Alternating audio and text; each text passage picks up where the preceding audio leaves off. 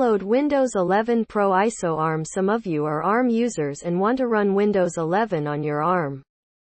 Then you need to download Windows 11 Pro ISO ARM. Follow the steps below. Step 1. Visit the website of UUPDump.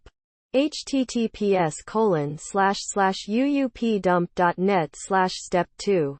Search for Windows 11 and you can find some builds of this system. Choose one Windows 11 ARM64 build to continue. Step 3. Choose a language and in addition, Windows Pro. Step 4. Select the method of download and convert to ISO. Step 5. Check the box of Include Updates and click Create Download Package. Then, you will get a .zip file. Step 6.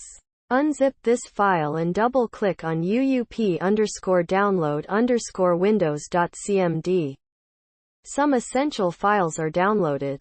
And then you will get Windows 11 Pro ISO ARM.